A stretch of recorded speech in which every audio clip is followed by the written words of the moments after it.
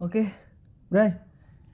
Ngobrol apa nih kita hari ini? Aduh. Ngobrol apa aja. Tapi by the way, ini kenapa meja kosong? Kosong banget ya? Aduh. Gak ada Nanti kita sponsor next. apa?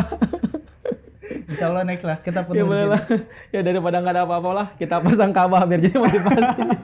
Oh ini motivasi ini kan Iya, kita motivasi. nabung ya buat umroh. Ada kayak jadi ada curhatan apa nih di episode curhat ceria? Oh, ini curhat ceria ya? Curhat ceria. Biar ngobrol kita berfaedah, Gimana? kita sambil bacain pertanyaan dari teman-teman. Boleh. Ini Pertanyaan pertama nih, ini banyak banget yang masuk Oke. sebenarnya dari teman-teman. Pertanyaan pertama, oke. apa nih? Aku belum menikah tapi lagi ada yang ngajakku serius. Dan masalahnya kita beda agama. Waduh, cinta beda agama nih. Beda server. Terus maksudnya dia maunya gimana? Pakai VPN lah biar bisa banget. Nah, Gimana tuh? ya buat yang bertanya, bercurhat lah ya, curhat. Lagi jatuh cinta sama orang yang berbeda agama. Ya jatuh cintanya nggak salah, cuman objeknya mungkin yang Iya. kurang tepat ya.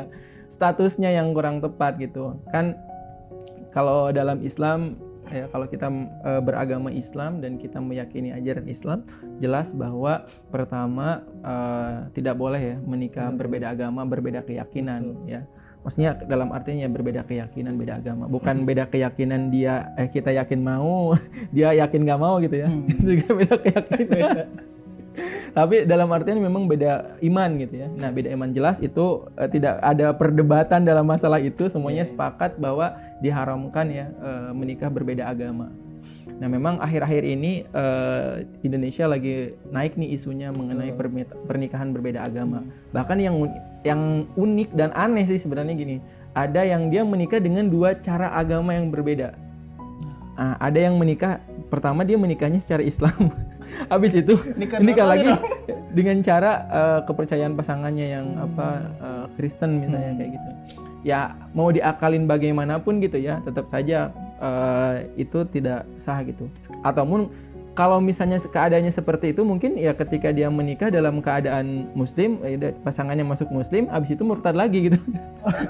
Karena ikut pembaptisan kan. Iya. Jadi ya mungkin akhirnya dia bukan lagi seorang Muslim kalau memang statusnya begitu gitu. Tapi dia sudah menjadi non Muslim. Kecuali kalau di akhir pernikahannya dia adalah seorang Muslim, tapi dengan tujuan, mohon maaf itu ya, bukan untuk memperolok-olok agama, bukan ngakalin gitu. Nah, berarti kalau kayak gitu otomatis keluar dari Islam atau gimana tuh? Ya kalau misalnya dia udah login di agama yang berbeda, ya udah log out berarti. udah auto log out kan kayak auto, gitu. Ya? Iya, kan ini berkaitan dengan keimanan. Jadi kalau misalnya menikah dengan iman yang berbeda dengan cara gitu ya, kepercayaan pasangan ya udah jelas. Karena kan biasanya ketika menikah itu kalau kita masuk Islam ya pertama harus seiman gitu. Ya. Kalau nggak seiman ya nggak akan dinikahkan kayak gitu. Ya kalaupun misalnya tetap dinikahkan ya berarti kan tanda kutip nih pernikahannya ya kalau secara syariat ya jelas tidak sah gitu ya.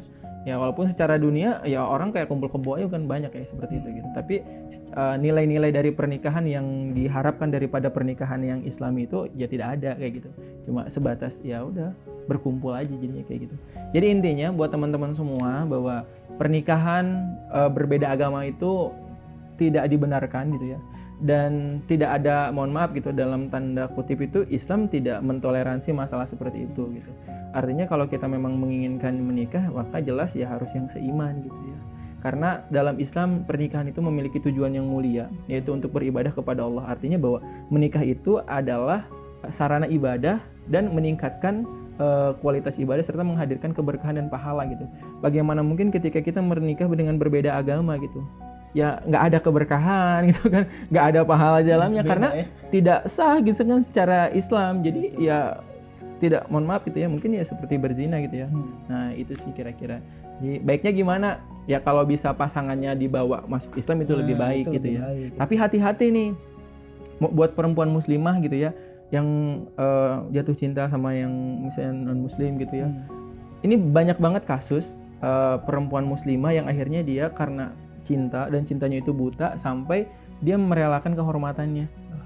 Kan kalau sudah seperti itu jadi aib gitu ya, ketika nggak dinikahin jadi aib gitu kan, akhirnya mau nggak mau dia malah yang keluar dari agama Islam. Dan ini kasus seperti ini nggak sedikit, ini jumlahnya banyak gitu. Nah, makanya jangan sampai cinta menggadaikan keimanan kita gitu ya, karena kan cinta sementara ya, maksudnya kayak ya kita jatuh cinta kan ada batasnya gitu. Jangan sampai justru kita mengorbankan keimanan hanya untuk mengejar cinta yang sifatnya ya semu sebenarnya, dan sifatnya sementara banget ya. Berapa tahun sih pengen kita bisa merasakan cinta gitu ya. Nah itu sih mungkin gitulah pokoknya mah.